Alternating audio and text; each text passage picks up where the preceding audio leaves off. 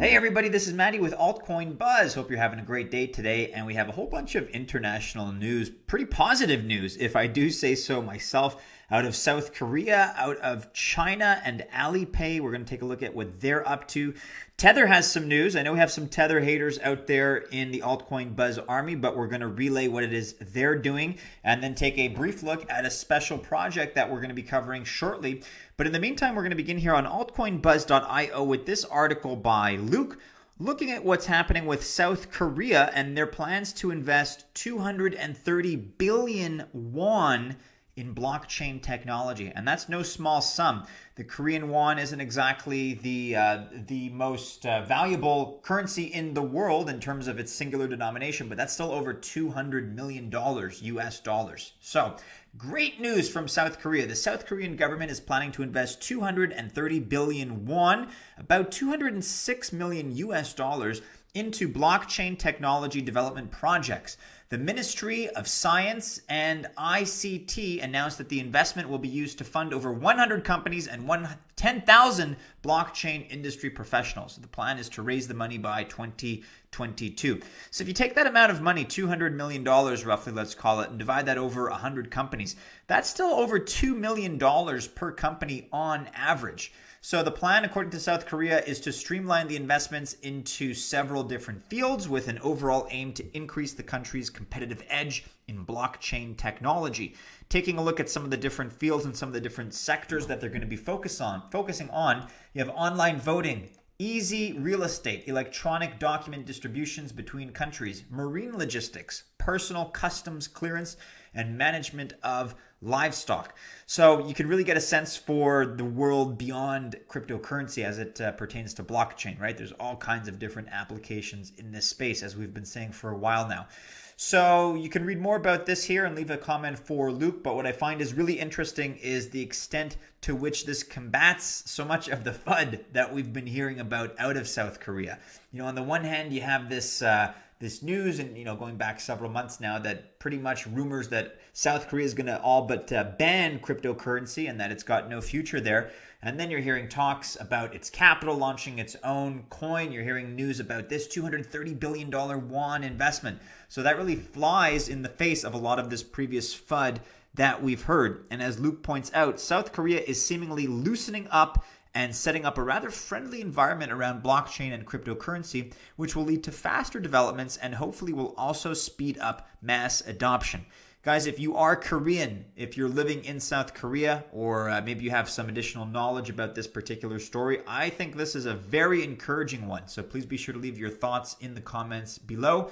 Here you have a direct link to, just refreshing my memory here, so the Ministry of Science and ICT. So this is their announcement. You do take a look at that. Of course, it is in the original Korean. You can also read about that here on Bitcoin as South Korea to invest $230 million. I think they got that wrong. It's 230 billion won, but it's about 200 million US dollars in blockchain technology development. So pretty exciting. Do be sure to leave your thoughts below, guys, and let us know what you think this means for the future of Korean society. Now, as big a story as that was, I got to say, this one arguably dwarfs it, and I'm excited about this particular announcement. Alipay is starting to use blockchain technology. A new remittance program using blockchain technology demonstrates China's increasing enthusiasm towards the nascent tech. So here you have this article by Garrett, who's showcasing a pretty big development on the part of Alipay. If you're not familiar with them, they're a third-party mobile and online payment platform, and they have, I believe they have over 500 million users, so 500 million users. The thing about China, guys, and we've talked about this in our most recent podcast at the time of this recording with Derek Capo, who lived extensively in China, who built businesses there. They have this citizenry that has leapfrogged some of the traditional payment systems, like credit cards, for example. They've leapfrogged right into the next set of technologies, which are very much based on smartphones. So smartphone payment systems are huge. And the fact that Alipay is in that space, the fact that they're playing around with blockchain is pretty unbelievable. So, as Garrett writes, during the past few years, China has quickly established itself as one of the most cash-independent societies in the world. People in China can pay for products easily from their phones using the popular app WeChat, or the payment service provided by Alibaba called Alipay. And if you're thinking of Alipay, you got to think of Alibaba. You're thinking of Alibaba, you got to think of Jack Ma, who's at the helm of the ship here.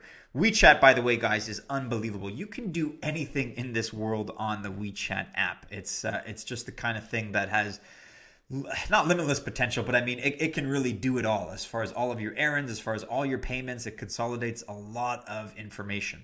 So today, CN Ledger, that's the same Twitter account that publicized China's crypto project rankings, if you remember those, announced that Alipay has successfully developed and used its first blockchain-based electronic wallet cross-border remittance service in a cross-border transaction between Hong Kong and the Philippines, and the whole transaction took only 3 seconds. So you have the tweets here by CN Ledger, not giving away ETH, by the way.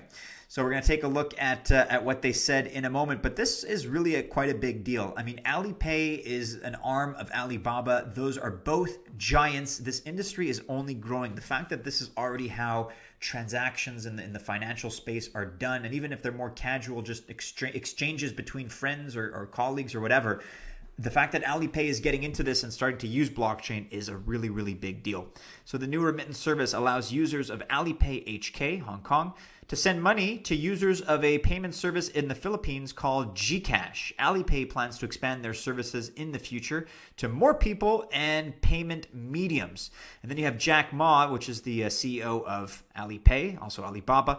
Like most of China, he's not a fan of cryptocurrencies, but he's pretty big on blockchain. So, quote, blockchain is not a bubble, but Bitcoin is a bubble. So a bit of a controversial opinion there that we may disagree with. But he is big on blockchain. We'll take what we can get. That's still a positive. So he told that to the World Intelligence Congress last month. So this is another story that I think flies in the face of some of the FUD that we've been seeing out of that, the particular country in question. In this case, it's China. So we just looked at how some of the FUD was being fought over in South Korea with a lot of positive news.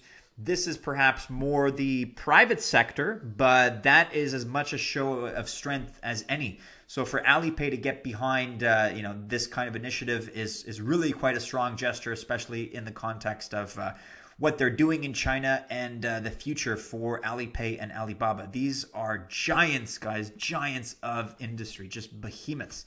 You can take a look at their website. They're so big, they have 2 websites. They have internationalalipay.com and they have global alipay.com. So in-store payment systems, mobile payment solutions, mobile in-store purchases, all kinds of different things, and they have a huge user base, guys.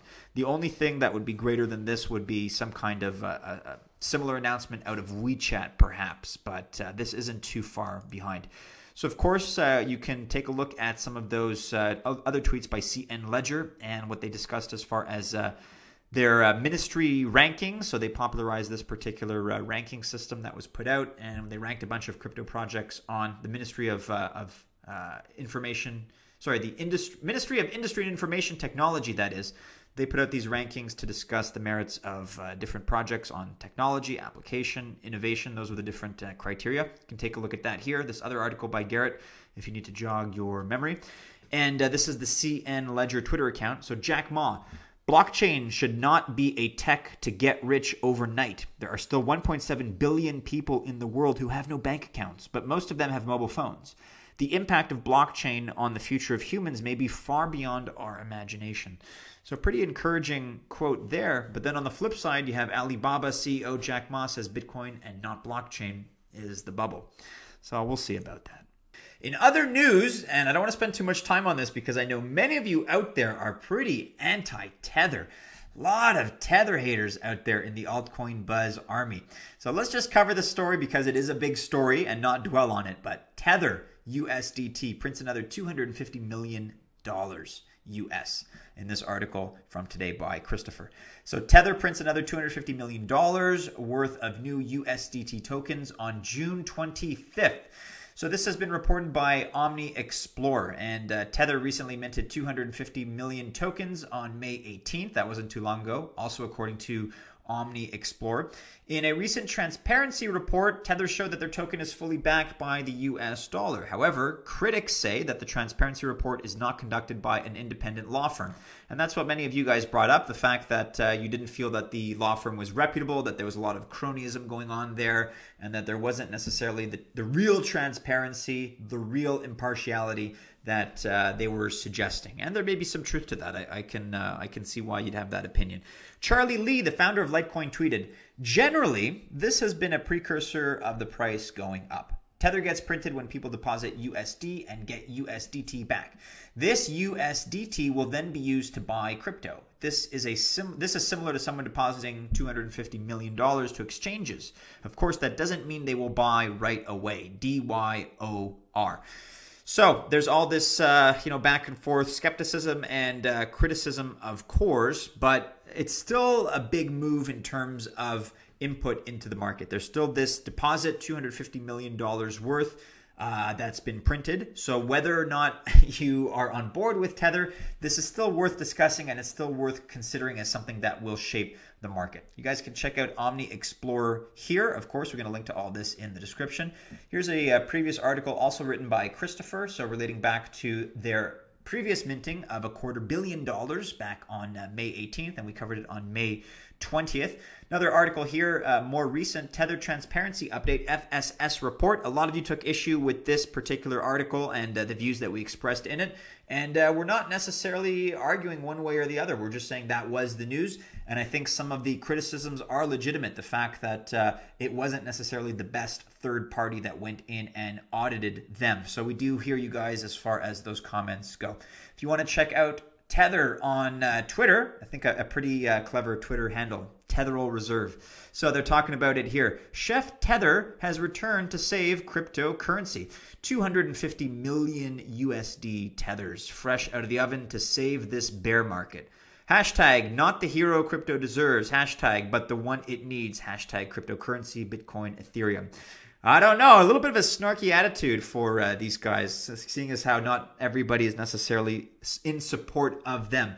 But what can you do? If you want to check out Tether on Twitter, that's the place. We'll link to them in the description. And in other news, guys, we have this release by Pigsby. And it's an interesting group. They're running a project that we have our eyes on. We're going to be focusing on Pigsby and featuring them in an upcoming podcast, actually. So Pigsby Piggy Bank Wallet opens whitelisting after $6 million in pre-sales and confirms ICO date. So June 25th.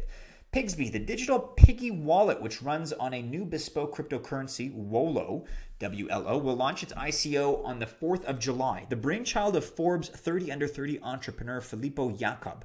The startup has already raised over $6 million in its private pre-sale to date, flying past its soft cap of $2.85 million, which guarantees platform and product delivery for Q2 2019. In addition to a successful pre-sale earlier this month, Pigsby won the first place at the ICO race in Lugano, Switzerland.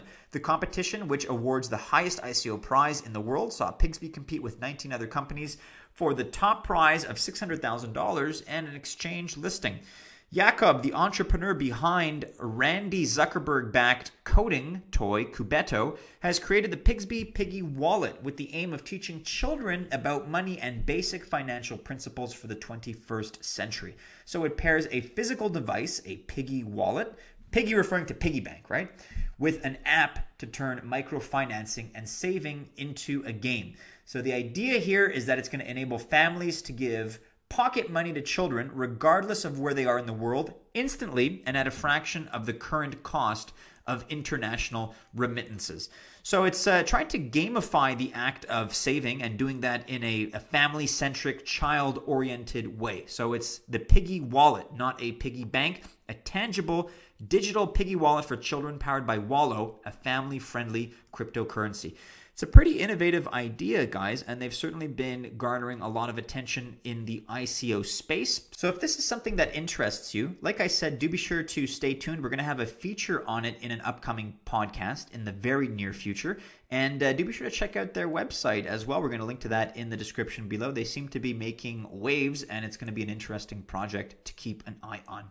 Other than that, guys, as far as the other things we're keeping an eye on, as far as the other things that we're going to be alerting you to, best way to keep in touch with the latest news is to follow Altcoin Buzz News on Twitter, because we definitely keep you up to breast with the latest. I didn't get to this today, guys, but development out of Hydro-Quebec we're going to be discussing tomorrow. It's not quite as time sensitive. If you like this video, do be sure to leave it a thumbs up. Be sure you're subscribed to the YouTube channel because we come out with new content every day. With that, guys, I wish you happy investing. I wish you a happy day, happy evening, wherever you are in the world. Happy morning, maybe. And we'll see you before long with a new video. Take care.